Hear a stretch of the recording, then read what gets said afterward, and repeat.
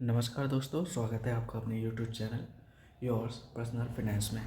आज हम बात करेंगे top 5 stock for long term investment in India के बारे में।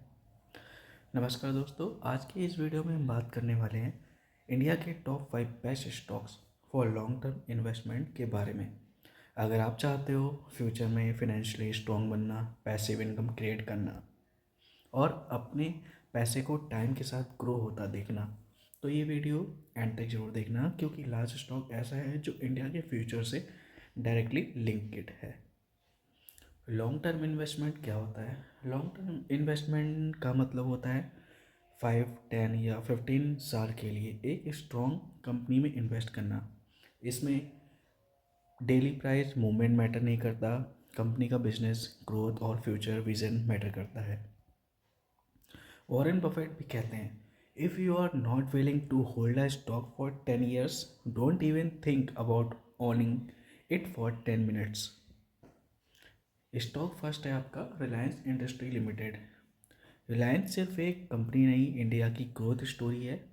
बिजनेस सेगमेंट क्या है इसका? Jio, telecom and digital India. Retail में Reliance trends, smart, Jio mart, energy and petrochemicals, new energy, green hydrogen, solar. क्यों स्ट्रॉन्ग है? इंडिया की सबसे डाइवर्सिफाइड कंपनी, हर सेक्टर में लीडरशिप, डिजिटल और ग्रीन एनर्जी पर focus. Long term view, Reliance का future technology plus energy plus consumption पर बेस्ड है, जो इंडिया के साथ ग्रो करेगा। Best for safe plus growth investors. Stock second आपका है Tata consultancy services, TCS. TCS India की सबसे बड़ी आईटी कंपनी है और टाटा ग्रुप का क्राउन ज्वेल है।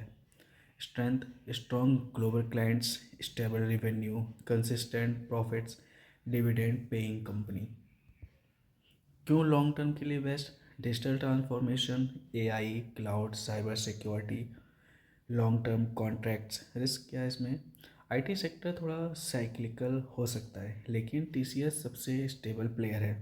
Best for conservative and long term investors.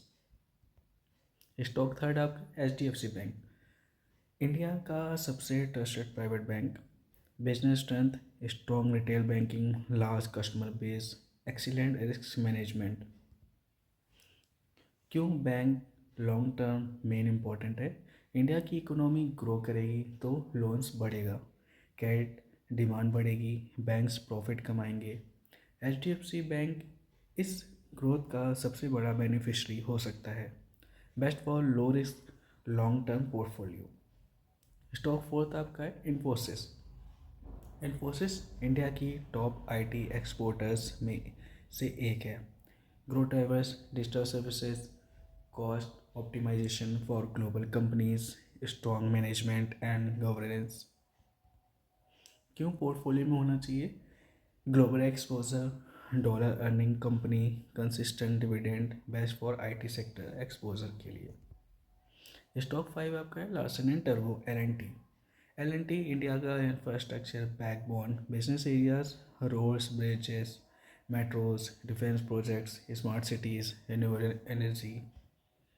Future growth, India government का फोकस इंफ्रास्ट्रक्चर, मैन्युफैक्चरिंग, डिफेंस और एल एन टी हर जगह प्रेजेंट है।